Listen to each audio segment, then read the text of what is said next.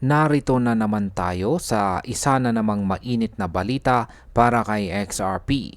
Ayon po sa isang eksperto sa crypto community na si Ginong Zach Rector, malapit nang matapos ang consolidation phase na XRP at kailangan nang maghanda ang XRP Army para sa susunod na galaw. Ang consolidation ay kadalasang sinyales ng matinding laban sa pagitan po ng mga buyers at saka sellers. Pero ayon po sa chart na ibinahagi ni Ginong Rector, tila nasa dulo na ang yugto na ito at papalapit na po tayo sa mas malinaw na direksyon ng presyo ni XRP. Kaya ayan po ang siyang ating pag-uusapan sa video na ito, pero bago po tayo magpatuloy ay pakibasa na lamang po muna ang disclaimer dito po sa ibaba ng ating screen. At ayan, ano ang naging galaw ni XRP nitong mga nakaraang linggo? Simula noong huling bahagi ng August, si XRP po ay nahirapan na mapanatili ang kanyang lakas. Galing po siya sa halos $3 pero unti-unti siyang bumaba hanggang $2.8. Pagpasok po ng buwan ng September, muling bumagsak sa XRP sa $2.7. Mula noon ay pumasok siya sa sideways movement sa pagitan po ng $2.75 at saka $2.86. Ibig pong sabihin ay wala pong malinaw na panalo kung bulls ba o bears ang mas malakas sa mga panahong yan. Ngayon sa market impact, kapag nagtagal po ang consolidation, madalas itong humahantong sa malakas na breakout sa isang direksyon.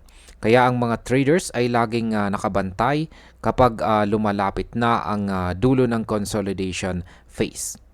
Ngayon ay ano po ang ibig sabihin ng pagtatapos ng consolidation? Ayan, ipinapakita po sa chart dito ni Ginoong Zach Rector na noong September 7, si XRP ay nasa 2.8485.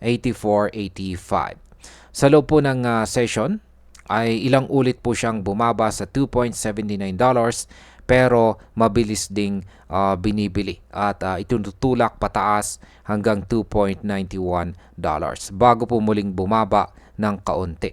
Ang ganitong galaw ay nagpapakita na may mga buyers na handang sumalo tuwing bumabagsak ang presyo at handang itulak ito pataas.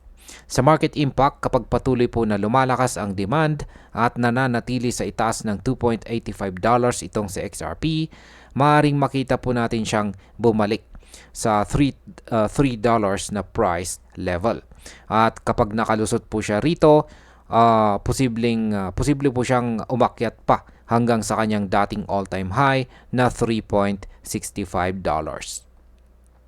Ngayon ay ano naman ang sinasabi ng mga technical indicators? Sa technical side, ang Relative Strength Index or RSI ay umakyat po malapit sa 80 level. Kapag mataas po ang RSI, ibig pong sabihin ay lumalakas ang buying pressure pero maaari rin itong magpahiwatig ng overbought condition. Sa madaling salita, malakas po ang demand pero kailangan pong bantayan natin ang posibilidad ng retracement o pansamantalang pagbaba. Sa market impact, kung magpatuloy po ang pagtaas ng RSI at hindi bumaba ang presyo, lalong tataas po ang tsansa ng breakout. Pero kung ma-overbought masyado itong sa XRP at hindi po kayanin ng market, pwede po siyang mag-retrace pabalik sa kanyang support zone. Ngayon ay ano po ang maaaring mangyari sa susunod na mga araw?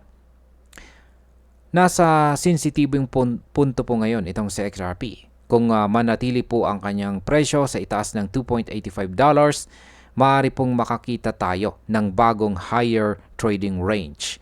Pero kung mabigo po siyang manatili sa price level na yan, posibleng bumalik po siya sa dating support band. Yan, sa support band, malapit po sa $2.7. Sa market impact, kapag nakakita po ang market ng malinaw na breakout pataas, dadami ang traders na sasabay at posible pong mabilis na mapuno ang liquidity sa $3 na price level. Pero kung bumagsak po siya pabalik sa support, maaring maghintay ang market bago po muling makakita ng malakas na momentum. Yan bilang panghuli. Para po sa akin, ang sitwasyon ni XRP ngayon ay parang isang spring na matagal nang nakaipit. Kapag na-release po ang pressure, maaari itong magdulot ng malakas na pagtalon ng presyo. Ang mahalaga ngayon ay ang bantayan po natin ang $2.85 na price level dahil ito po ang magiging susi kung saan dadalhin ni XRP ang kanyang presyo. Kung makalusot po siya pataas, may potential po siyang bumalik sa $3 na price level at posibleng muling subukan niya or itest po niya ang kanyang all-time high. Pero kung hindi, kailangan munang maghintay ng panibagong pagkakataon sa mas mababang presyo. Kaya ayan, hanggang dito na lamang po tayo sa video na ito mga ka-crypto. Marami pong salamat sa panonood. Ingat po tayo lagi at God bless po sa ating lahat.